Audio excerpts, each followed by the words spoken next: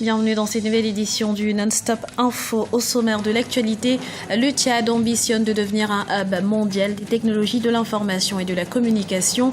La création du CATI, le Centre africain des technologies de l'information, illustre cette vocation. Les négociations intermaliennes d'Alger ont été suspendues ce lundi 15 septembre pour des raisons techniques. Les groupes armés ont quitté la salle des discussions au bout de quelques minutes. Et puis, bonne nouvelle, 100 millions de personnes dans le monde ont été sorties de la sous-alimentation en 10 ans. Un progrès dû notamment aux bonnes performances économiques enregistrées sur le continent africain. Sortie des fonds baptismaux il y a un an, la Cité internationale des affaires au Tchad abritera désormais le Centre africain des technologies de l'information. Après la découverte de la maquette de l'édifice en ouverture du Salon international des technologies de l'information et de la communication, le chef de l'État tchadien Idriss Déby Itno a procédé à la pose de la première pierre de ce méga projet panafricain. Reportage notre envoyé spécial Paul de Singwe, commenté par Ibra Ndiaye. Les spécialistes estiment l'impact économique des nouvelles technologies sur les 5 prochaines années au plus de 500 milliards de dollars, 300 000 nouveaux emplois et 5% de contribution par an au produit intérieur brut du continent. Face à ce potentiel et au réel manque des infrastructures sur le continent, le Tchad, à travers son centre africain des nouvelles technologies, dénommé le CATI, se veut un précurseur. En construisant ce centre, c'est donner une chance à l'Afrique de voir si l'Afrique n'a pas encore des génies qui permettent de lancer dans ce secteur vital, dans ce secteur qui évolue, dans ce secteur qui a des implications économiques qui sont importantes. Donc, ces implications sont énormes, qui créent de la richesse puisqu'il y a de l'emploi aussi. Et qui peut être un centre de référence où tous les Africains qui ont quelque chose à créer dans ce secteur-là peuvent venir l'exposer ici, au lieu d'aller exposer en Europe ou ailleurs. Le Centre africain des technologies de l'information, installé sur une superficie de 7 hectares au cœur d'immeubles modernes, se veut un incubateur géant de projets pour chaque Africain et un espace pour des implantations de sociétés modernes des nouvelles technologies. C'est une tour de 32 niveaux sur 120 mètres, à peu près 30 000 mètres carrés, dans lequel vous aurez des studios, de la télévision, la grande télévision africaine. Vous avez des centres d'incubation, des salles de réunion, des salles d'exposition. Première chaîne d'information mondiale pour l'Afrique, leader d'audience sur le continent, Africa 24 compte se décliner en anglais, arabe, portugais et espagnol dans un futur proche. Le CATI représente une opportunité d'implantation en Afrique après un siège à Dakar, au Sénégal et à Malabo, en Guinée équatoriale. Dans la continuité de l'inspiration que nous avons déjà eue en ayant le soutien de la Guinée équatoriale et de la République du Cameroun, je suis clairement et de manière forte venu au Tchad rencontrer le président pour lui demander qu'Africa 24 puisse être un partenaire du CATI, s'installer ici au CATI parce que c'est la logique des choses. Donc aujourd'hui, le travail clairement que nous allons faire et que j'ai déjà soumis au conseil d'administration, c'est de proposer de développer ici au Tchad, dans le cadre du CATI et dans le cadre de toute installation possible, des déclinaisons d'Africa 24. Ici au Tchad, nous avons pour projet de développer Africa 24 arabique. C'est des projets que j'ai proposés aussi bien à la République du Tchad qu'à la République islamique de Mauritanie pour participer avec nous et qui ont donné leur accord de principe. Le CATI, projet phare d'un plus large programme dénommé CIA, Cité internationale des affaires, permettra à l'Afrique de devenir un acteur de référence sur un marché des nouvelles technologies en plein essor. Au Togo, les députés de la majorité parlementaire ont élu ce lundi à Lomé 6 des 9 membres de la Cour constitutionnelle. Un vote boycotté par les députés de l'opposition.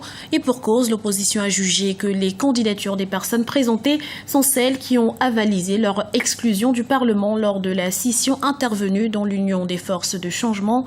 Rappelons que la Cour constitutionnelle du Togo regroupe 9 membres, dont 3 désignés par le président de la République, 3 élus par l'Assemblée nationale et 3 autres élus par le Sénat pour un mandat de 7 ans renouvelable. Les négociations intermaliennes d'Alger auront été de courte durée, à peine débutées. Ces pourparlers qui doivent permettre à terme de signer un accord de paix ont été suspendus pour des raisons techniques. Explication avec Anan Faro. À peine entamé et déjà suspendu. Les négociations pour la paix au Mali ont ouvert le 15 septembre à Alger, 2 semaines après l'arrivée des autorités maliennes et des groupes armés dans la capitale algérienne. Mais dès lundi matin, les discussions ont été interrompues, officiellement pour des raisons techniques.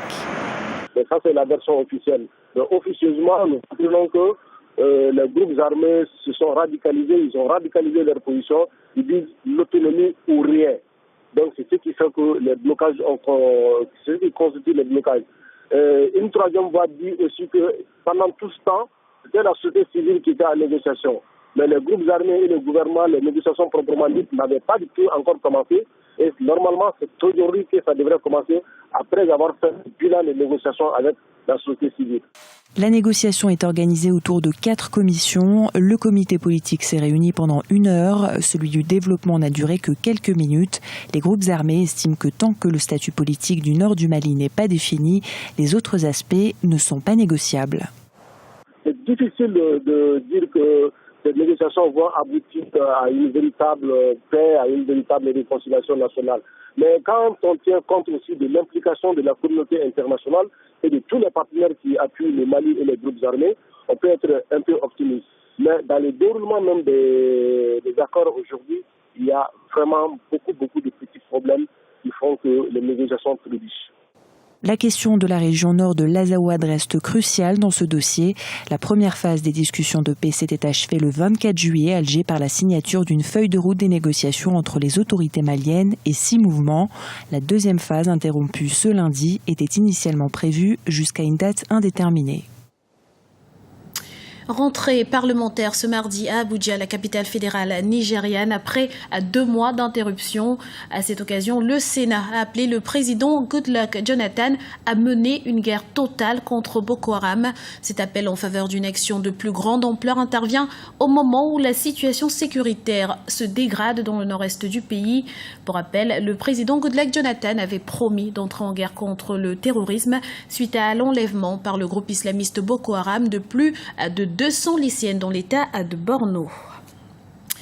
805 millions de personnes dans le monde souffrent de la faim, soit 100 millions de moins qu'il y a 10 ans, en dépit des fortes disparités régionales constatées. Cette amélioration due principalement à la croissance économique ascendante qu'a enregistré le continent africain ces dernières années devrait permettre à certains pays d'atteindre les objectifs du millénaire à l'horizon 2015. Aminata Diak. Selon l'Organisation pour l'alimentation et l'agriculture, 100 millions de personnes ont été sauvées de la faim ces 10 dernières années. Une amélioration qui devrait permettre à certains pays en développement d'atteindre les objectifs du millénaire fixés par les Nations Unies à l'horizon 2015. En ce qui concerne l'Afrique, les spécialistes restent optimistes. En effet, le continent a enregistré une petite progression au cours des dernières années, grâce notamment à sa forte croissance économique et l'amélioration des conditions de vie des populations. Ce recul de la pauvreté est aussi significatif dans un continent comme l'Afrique. Quelles sont les raisons de ce recul?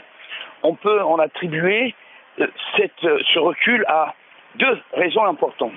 D'une part, l'augmentation du taux de croissance et d'autre part, l'amélioration des conditions de production agricole ainsi que une politique globalement de prévention. Pour autant, beaucoup de défis restent encore à relever dans divers domaines. Plusieurs facteurs sont à tenir en compte pour maintenir ce progrès. La localisation de la plupart des pays en croissance forte qui se trouvent être en Afrique peut être un facteur important pour lutter contre la faim. Mais il ne faut pas s'en réjouir immédiatement. Il faudrait que la politique de mise en valeur des terres, la politique d'irrigation et surtout la politique de redistribution et de la prise en compte de l'urbanisation croissante des villes soient des facteurs qui devraient être pris en compte si on veut que ces éléments positifs continuent. De manière générale, la faim a reculé dans le monde. Le pourcentage de personnes en état de sous-alimentation est ainsi passé au cours de la dernière décennie de 18,7% à 11,3% de la population mondiale. La tendance est encore plus frappante dans les pays en développement où cette proportion est passée de 23,4% à 13,5%. Culture à présent, l'art au service de la protection de l'environnement en Égypte. L'initiative Think Up Art a vu le jour en 2013 au Caire. Dans cet atelier d'un nouveau genre, on recycle les bouteilles utilisées par les manifestants anti-gouvernementaux en les transformant en de belles lampes de chevet personnalisées. Alan Faro. Dans cet atelier du Caire, les œuvres d'art sont 100% écolo. Née d'une rencontre entre décoration et recyclage, l'initiative Think Up Arts transforme des bouteilles usagées en lampes de chevet. En voyant les manifestants utiliser des bouteilles pour faire des cocktails Molotov lors de la Révolution de 2011, les artistes ont eu l'idée de les métamorphoser en quelque chose de positif. Ces bouteilles qui étaient utilisées pour du vandalisme, nous les prenons, les nettoyons et les transformons dans des choses qui honorent l'Égypte et son peuple sur un plan local et international. L'atelier donne aux consommateurs la possibilité de personnaliser les designs, de quoi rendre chaque pièce unique.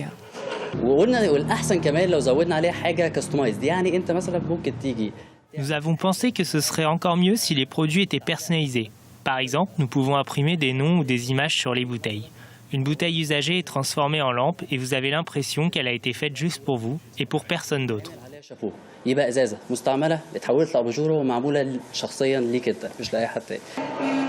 Ouvert en 2013, l'atelier revendique sa dimension éco-responsable. La gestion des déchets de la capitale a longtemps été un souci majeur. Think Up Arts entend participer à son niveau à mettre l'art au service de l'environnement. C'était le journal de la rédaction. Nous vous remercions pour votre fidélité. Retrouvez dans un instant une nouvelle édition du Non-Stop Info sur Africa 24.